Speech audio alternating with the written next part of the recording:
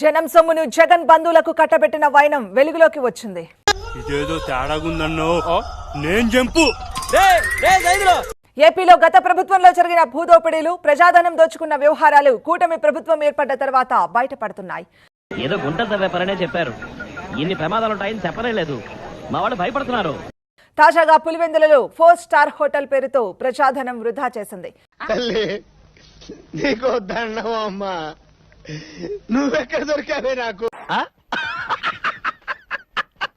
పులివెందులలో 4 star hotel కట్టేందుకంటూ Jagan బంధువు club house ను రాష్ట్ర పర్యాటక అభివృద్ధి సంస్థ కొనుగోలు చేసింది.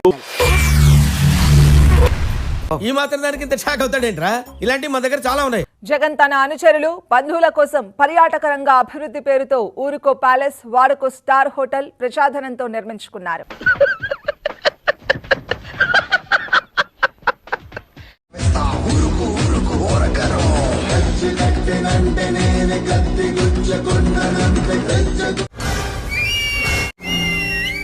సూపర్.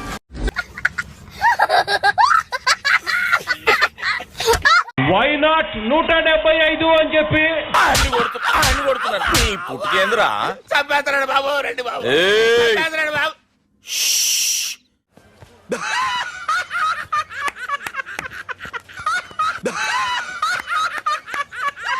జగన్మోహన్ రెడ్డి లేకపోతే నేను ఉండలేను.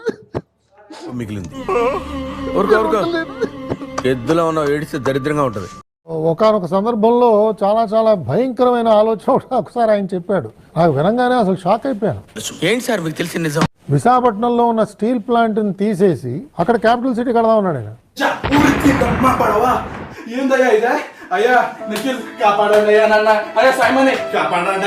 నేను షాక్ అయిపోయాను.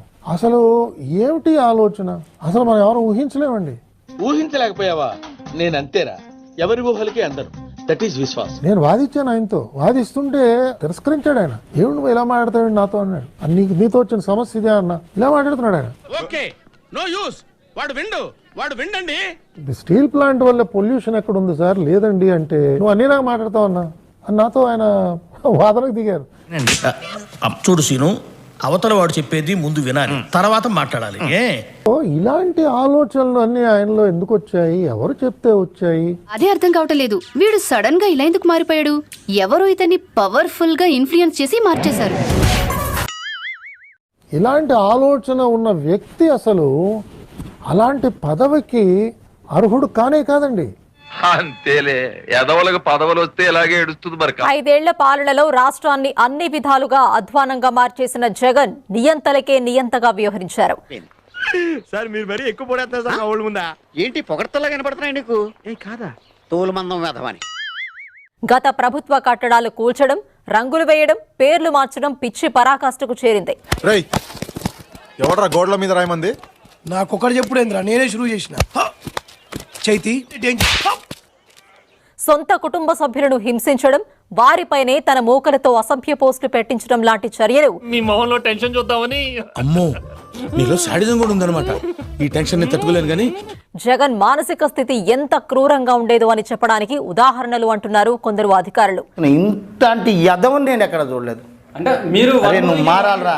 ఆయన చెప్పిన దానికి ఎవరైతే తలాడిస్తున్నాడో అతనే చాలా మోస్ట్ ఎఫిషియెంట్ ఆఫీసర్ అని ఆయన భావించేవాడు. అసలు ఏంట్రా వీడు? ఎవ్వడి మాట వినడా? వాడి బ్లడ్ వాడిలాగే బి నెగటివ్. కాబట్టి ఆయనకి సరైన అడ్వైజర్స్ దొరకరా? ఎందుకు దొరకరు? 432 మంది అండి అడ్వైజర్. వీళ్ళంతా ఎవరు? ఎక్కువేరా. ఎందుకు? ఎమ్మెల్యేలు, అధికారులు ఉత్సవమూర్తులుగా ఉండిపోవాల్సి వచ్చేదని అంటున్నారు. పాలనా నిర్ణయాల్లో జగన్ వితండవాదనలు చేసేవారని అంటున్నారు. ఆ అర్థంతోనే నేనంటిని. లేదు, నీవు నానార్థాలు చెప్పినా నా మనసు వాటిని నమ్ముటలేదు. రాష్ట్ర ప్రజలందరికీ ఒకటి విజ్ఞప్తి చేయదలుచుకున్నాం. చెప్పి తగలడు. ఈ రోజు మా నాయకుడిని ఓడించారు, మమ్మల్ని అందరిని కూడా ఓడించేశారు. నీవు అదేంటి బామ్మది? అసలు మేము చేసిన తప్పేంటని అడుగుతా ఉన్నా. నన్ను అడుగుతున్నావా? ఇది ఒక రకమైనటువంటి మానసిక వ్యాధి. ఇది ఒక జబ్బు అధ్యక్ష. రేయ్, ఓవర్ యాక్షన్ చేసావంటే ఒళ్ళు పగులుద్ది. It's a medical emergency. అంటే డాక్టర్ని పిలిపించి ముందుగా ఆయనకి పరీక్షలు చేయించి. నీకు బాగా మదం ఎక్కిందిరా గోవర్ధన. అబ్బబ్బబ్బబ్బబ్బబ్బబ్బా. ఎంత మదం ఎంత మదం. జబ్బు నయమైన తర్వాత మళ్ళీ ఈ అసెంబ్లీకి తీసుకొని వస్తే ఈ అసెంబ్లీలో ఉన్నటువంటి శాసనసభ్యులందరికీ మంచిదని. సరే అసలు ఆయన ఎందుకురా నీకు? నీ హైట్ ఏంటో నీకు తెలుసా? ఆయన పక్కన నిల్చుంటే తొడ దాకా వస్తావు. ఆయన లాక్ గుద్దితే సగం గుద్దిగా చచ్చిపోతావు పొట్టినాయాల.